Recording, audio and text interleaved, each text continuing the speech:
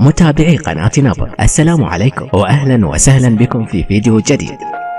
5 حيوانات مدمنة على الكحول، تعرف عليها.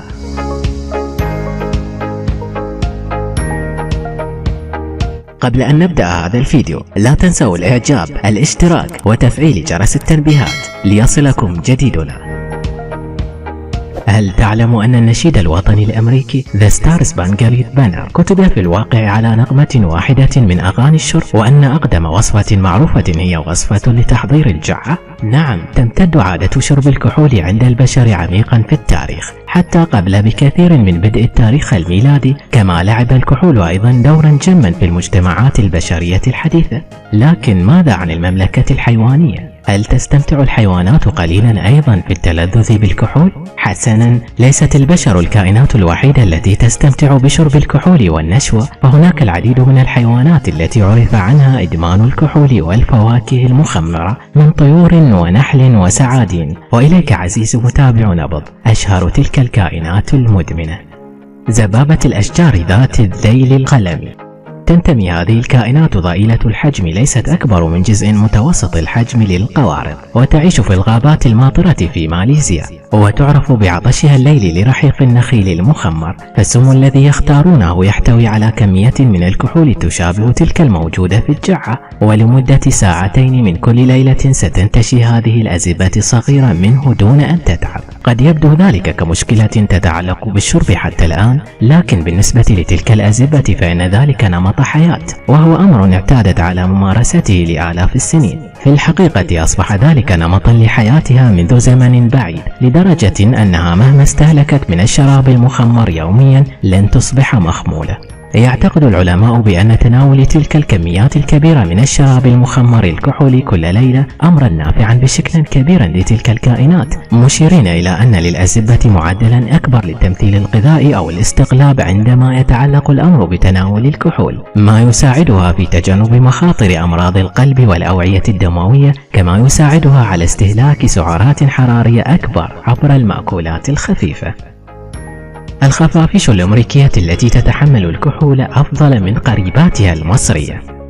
لوحظ أن الخفافيش الاستوائية في كل من أمريكا الوسطى والجنوبية تتغذى على الفاكهة والرحيق المخمرين، بالرغم من ذلك فهي نادرا ما تشعر بأعراض الكحول الذي تستهلكه. تستخدم الخفافيش للتوجيه أثناء طيرانها ما يدعى بتحديد الموقع بالصدى، والذي يشبه سونارا مدمجا بأجسامها. وجد بأن الخفافيش تستمر بالقدرة على التوجيه لتجاوز مضمار حواجز دقيق باستخدام التوجيه بالصدى، رغم احتواء دمها على ما نسبته 0.3% من الكحول، كمقارنة تلزم جميع الولايات الأمريكية السائقين بأن تكون نسبة الكحول في دمهم أقل من 0.8 بالألف أثناء القيادة. واكتشف أيضا أن الخفافيش لم تتلعثم في نطقها للأصوات أثناء استخدامها التوجيه بالصدى. مع ذلك وجدت الدراسة بأن الخفافيش المشابهة في مصر قد حصلت لديها اصطدامات أكثر بكثير عند محاولتها تجاوز ذات مضمار الحواجز عند استخدامها للتوجيه بالصدى. وبالرغم من صعوبة تحديد الهدف الحقيقي لتلك الظاهرة، إلا أن العلماء يعتقدون بأن للخفافيش المصرية قدرة تحمل أقل للكحول، بما أن الفاكهة المخمرة أقل في بيئتها. أيضا يمكن القول بأن قدرة تحمل الكحول عند الخفافيش الأمريكية تعطيها حدا تطوريا مميزا،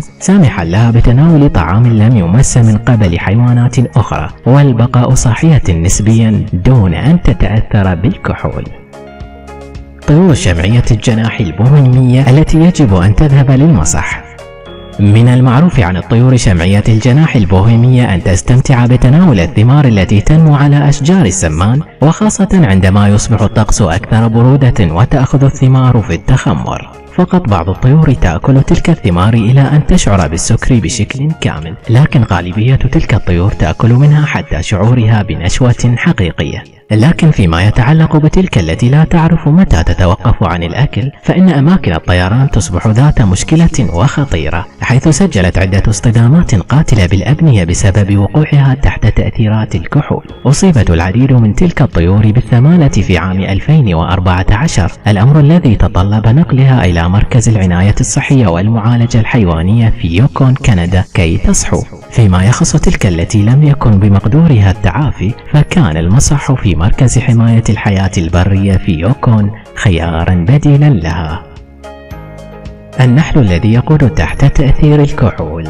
تعتبر القيادة تحت تأثير الكحول أكثر مخالفة تعود على مرتكبيها بالسوء، إذ قد تتسبب بحادث خطير يودي بحياته وحياة من معه أحيانا. تخيل الآن أن تطير تحت تأثير الكحول. من المعروف عن النحل أنه يصبح مخمورا بعد التغذي على الرحيق المخمر، وباعتبار النحلات المخمورات خطيرة أثناء الطيران فهي غالبا ما تتسبب بالحوادث، حتى إن بعض النحلات تصبح مشتتة تماما ما يجعلها غير قادرة على معرفة طريق العودة إلى خليتها. لكن فيما يتعلق بتلك التي تستطيع العودة فإن الأمر أكثر سوءا لها، إذ أظهرت إحدى الدراسات أنه عند عودة النحلة مخمورة إلى الخلية فإن النحلات الأخريات غالبا تقوم بمنعها من الدخول واستبعادها خارجا إلى حيث تعافيها، وأحيانا تقوم النحلات بمهاجمتها في سعي منها لمساعدتها على العودة لرشدها، وعندما تحط على إحدى السطوح في نهاية المطاف فإنها تبقى جاثمة إلى حيث قدرتها على الطيران بأمان مرة أخرى.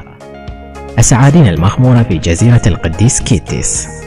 تعيش جماعة من السعادين الفيرفيت الخضراء المعروفة بأنها مدمنة كحول سيئة السمعة على جزيرة القديس كيتس في الكاريبي. كانت هذه السعادين المدمنة على الكحول تسرق علب ومستوعبات سكر المخمر المجهزة لإنتاج مشروب الرم، لكن بسبب تطور عملية صنع ذلك المشروب فإنه كان على تلك السعادين أن تطور من طرائق وصولها للنشوة الكحولية. الآن كمنطقة جاذبة للسياح فإن شواطئ سانت كيتس غالبا ما تكون مليئة بالسياح الذين يستمتعون بشرب الكوكتيلات الكحولية، وطالما أن السياح لا يستهلكون كامل كوكتيلاتهم تقوم سعادين الفيرفيت تلك بسرقتها من المرتادين قليلي الحيلة. وجدت إحدى الدراسات التي أجريت على تلك السعادين أنها مثلنا نحن البشر تقسم إلى 4 أصناف من متناولي المشروبات الكحولية: الاجتماعي والمعتدل والذي يفقد الوعي المرح والممتنع عن تناول المسكرات.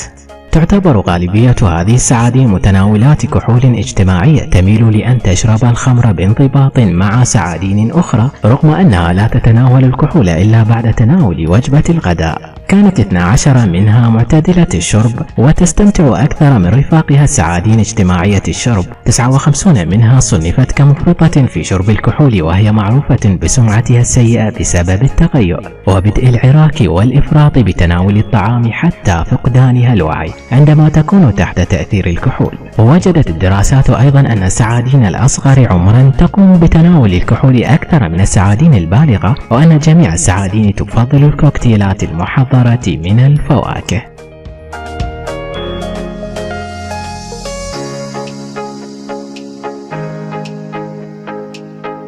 إن أعجبك هذا الفيديو من قناتنا فلا تبخل علينا بضغط زر الإعجاب والاشتراك بالقناة، وليصلك كل جديد قم بتفعيل جرس التنبيهات.